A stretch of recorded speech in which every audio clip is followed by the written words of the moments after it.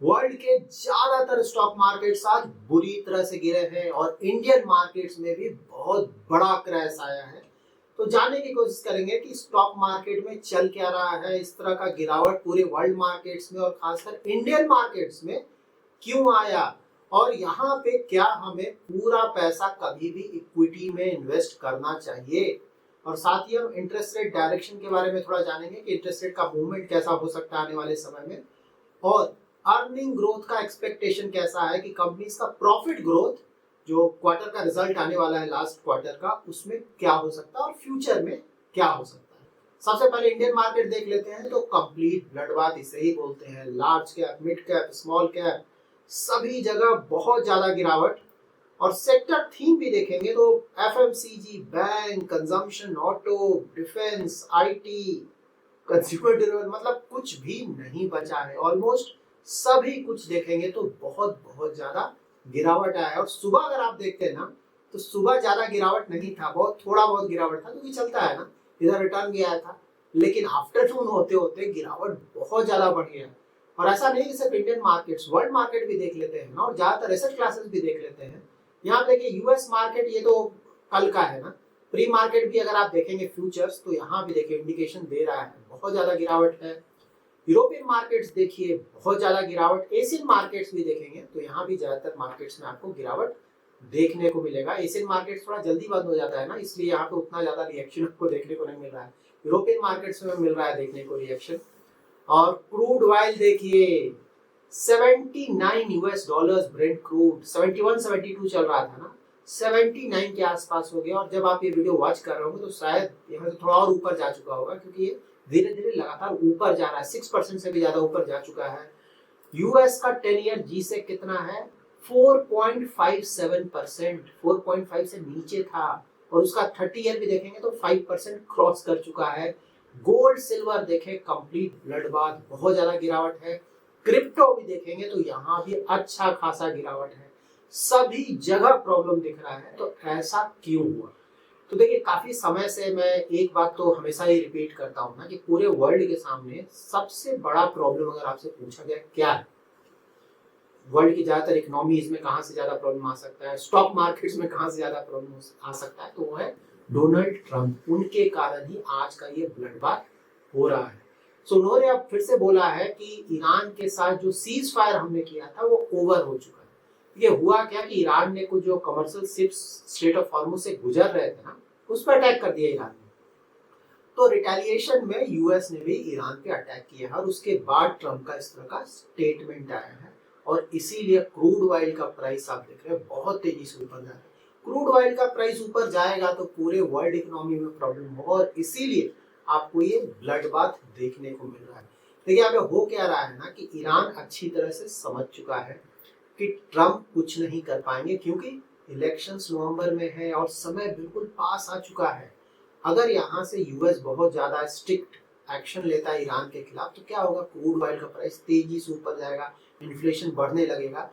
तो यूएस में हो सकता है इलेक्शन से पहले ही इंटरेस्ट रेट बढ़ाने का नौबत आ जाए, क्योंकि डोनाल्ड ट्रंप बिल्कुल नहीं चाहेंगे। और इसी का एडवांटेज ईरान उठा रहा है। उसे पता है कि भाई यही समय है, जो कुछ भी मैक्सिमम आप एक्सट्रैक्ट कर सकते हो यूएस से, अभी कर लेना है।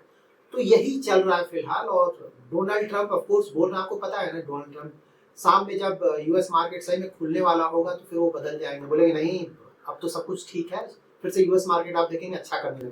देखते हैं आज वैसा होता है कि नहीं, लेकिन आप पास का अगर आप ट्रैक रिकॉर्ड देखें डोनाल्ड ट्रंप का, ऐसा ही उन्होंने किया है हमेशा। सो लेट्स सी आज शाम में क्या होता है।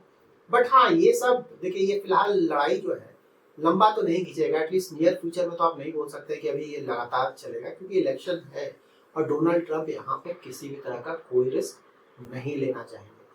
तो देखिए जब भी इस तरह का स्टॉक मार्केट हो ना, तो यहाँ पे एक चीज तो हमें समझ में आता है कि भाई पोर्टफोलियो को डाइवर्सिफाई करके रखना चाहिए। ये बात बिल्कुल सही है कि अगर आपका जो रिस्क प्रोफाइल है वो एग्रेसिव है, दैट इज आप बहुत ज्यादा रिस्क ले सकते हैं, और साथ ही इन्वेस्टमेंट होराइजन भी मीडियम टू लॉन्ग टर्म का ना, 5 ईयर, 10 ईयर, 20 ईयर्स, तो इक्विटी में आइडियली हमें ज्यादा एक्सपोजर लेना चाहिए। ये बात तो बिल्कुल सही है, लेकिन पूरा पैसा इक्विटी में नहीं डालना चाहिए, डिफरेंट एसेट क्लासेस में स्प्रेड आउट करना चाहिए। आपने देखा लास्ट 2 इयर्स में गोल्ड और सिल्वर का कितना ज्यादा रिटर्न आया। अभी फिक्स्ड इनकम देखेंगे तो थोड़ा उसका भी रिटर्न थोड़ा बढ़कर आ रहा है, क्योंकि यील्ड्स थोड़े इंडिया में नीचे आ रहे हैं। तो इसीलिए पैसे को स्प्रेड आउट करके रखना चाहिए, ताकि अगर मार्केट गिरे तो वहां भी अगर फिक्स्ड इनकम में कुछ पैसा है तो वहां से भी हम इन्वेस्ट कर सकते हैं। और अलग अलग एसेट क्लास का परफॉर्मेंस अलग अलग मार्केट कंडीशन में अलग अलग होता है। कई लोग मुझसे ये सवाल पूछते हैं, क्या कोई ऐसा इन्वेस्टमेंट ऑप्शन है जहां रिटर्न पहले से पता हो और टाइम टू टाइम रेगुलर पैसा भी मिलता रहे? क्योंकि कई बार हमें अपने पोर्टफोलियो में ऐसे ऑप्शंस की भी ज़रूरत होती है जो रेगुलर पे आउट और फिक्स रिटर्न दे सकें।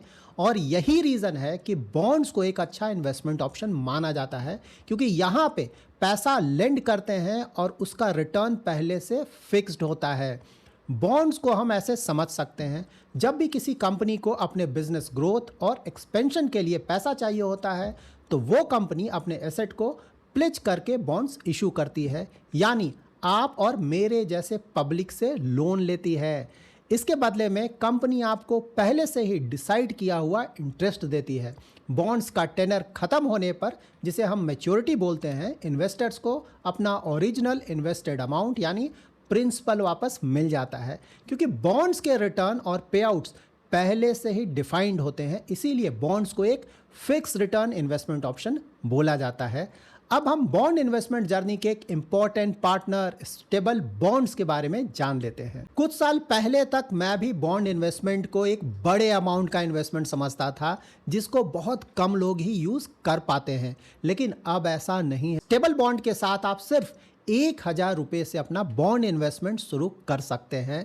इस प्लेटफॉर्म पे आपको AAA रेटेड से लेकर सीनियर सिक्योर्ड बॉन्ड्स देखने को मिलता है, जिसमें आप 9% से लेकर 12% तक का फिक्स रिटर्न कमा सकते हैं। और अच्छी बात यह है कि इसके लिए आपको कहीं जाने की ज़रूरत नहीं है, आप अपने मोबाइल फ़ोन से ही UPI या नेट बैंकिंग के थ्रू इन्वेस्ट कर सकते हैं। इसके साथ ही स्टेबल मनी ऐप पर स्टेबल बॉन्ड सेक्शन में आपको बॉन्ड से रिलेटेड सारा इंफॉर्मेशन क्लियर और ट्रांसपेरेंट तरीके से दिखाया जाता है, जैसे कि रिटर्न्स, पे आउट डेट्स और रीपेमेंट शेड्यूल। इसके अलावा आप अपने इन्वेस्टमेंट की सारी इंफॉर्मेशन भी स्टेबल बॉन्ड के डैशबोर्ड पे देख सकते हैं। कितना इन्वेस्ट किया है, कब पे आउट मिलेगा, मैच्योरिटी कब है, ये सब कुछ क्लियरली विजिबल होता है। अगर कभी आपको पैसों की अर्जेंटली जरूरत पड़ती है तो मैच्योरिटी से पहले भी सेल करने का ऑप्शन यहाँ पे आपको मिलता है। अगर आप अपने पोर्टफोलियो में इन्वेस्टमेंट के ट्रेडिशनल ऑप्शन के साथ साथ एक ऐसा ऑप्शन भी ऐड करना चाहते हैं जिसमें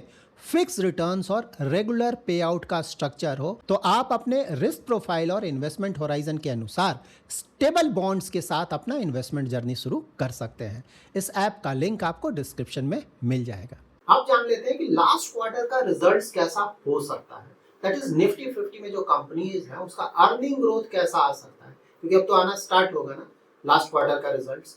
तो देखिए, अभी तक जो व्यूज आ रहे हैं वो यही माना जा रहा है कि जो मार्जिन्स हैं वो थोड़े कंप्रेस तो बिल्कुल होंगे।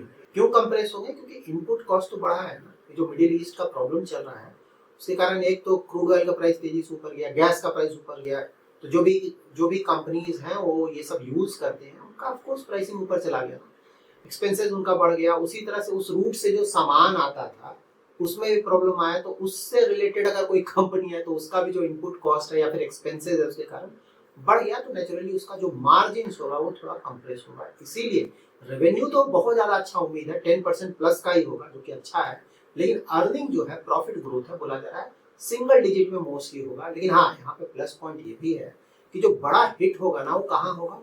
ऑयल मार्केटिंग कंपनीज, क्योंकि उनको तो बहुत ज्यादा लॉस हुआ है।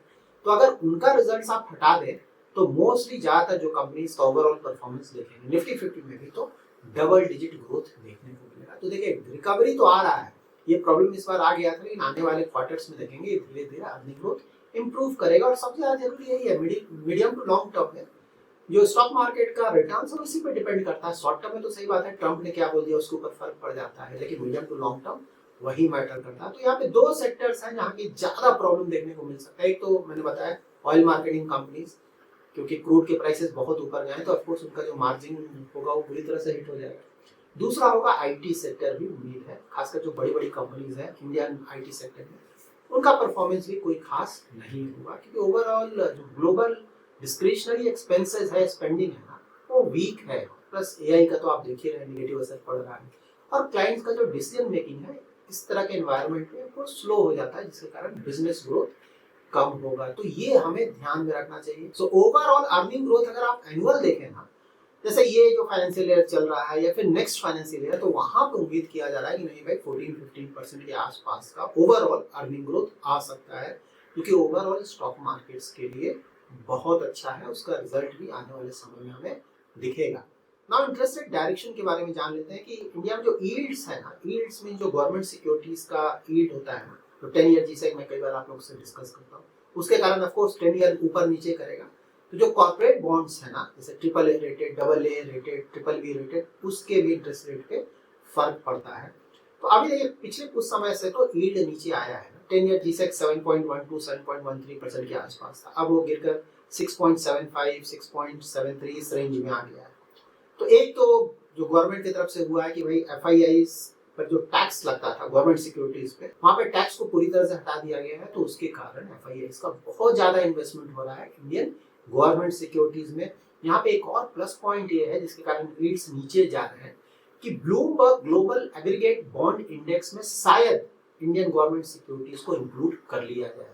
तो ये रिव्यू है उनका मिड जुलाई, कुछ दिनों में उनका रिव्यू आने वाला है। तो अगर वो ऐड हो गया वहां पे, तब तो अच्छा खासा पैसा आएगा। पैसिव इनफ्लोज ही है ना, वो 20 to 25 बिलियन यूएस डॉलर्स तक आ सकता है।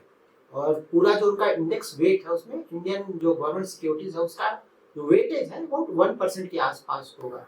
तो ये जो Bloomberg global aggregate bond index है, बहुत बड़ा इंडेक्स है। तो वहां पे अगर सही में ऐड हो गया तो बहुत ज्यादा पैसा आएगा गवर्नमेंट सिक्योरिटीज में। उसके कारण जो बॉन्ड यील्ड्स है आप मानकर चले कि और नीचे आएगा, जो कि इंडियन इकोनॉमी के लिए बहुत अच्छा है और स्टॉक मार्केट के लिए भी बहुत अच्छा है। ऑफकोर्स पैसा एक साथ पूरा नहीं आ जाएगा, रफली 10 मंथ्स में धीरे धीरे पैसा आएगा। लेकिन हाँ, अगर धीरे धीरे भी इतना ज्यादा पैसा आने लगे तो बहुत अच्छी बात है। और प्लस ये तो मैं पैसिव मनी बोल रहा हूँ ना, तो जब पैसिव इतना आएगा तो ऑफकोर्स बहुत सारे जो एक्टिव फंड्स हैं वो भी पैसिव को फॉलो करते हैं, पैसिव मनी को, तो वहां से और भी ज्यादा पैसा आ सकता है। तो ओवरऑल ये सभी कुछ इंडियन इकोनॉमी के लिए और ओवरऑल इंडियन स्टॉक मार्केट के लिए बहुत बड़ा पॉजिटिव है। स्टॉक मार्केट यही है, देखो शॉर्ट टर्म में न्यूज बेस्ड है, 100% लक, अप डाउन चलता रहता है। इसी को जो झेल कर पड़े रहेगा अच्छे क्वालिटी के साथ, ऑफकोर्स वो लॉन्ग टर्म में एज अ विनर बनकर निकलेगा स्टॉक मार्केट से।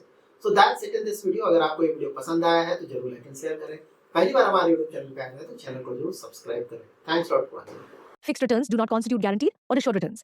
Investments in corporate debt securities, municipal debt securities/securities debt instruments are subject to credit risks, market risks, and default risks, including delay and/or default in payment. Read all the offer related documents carefully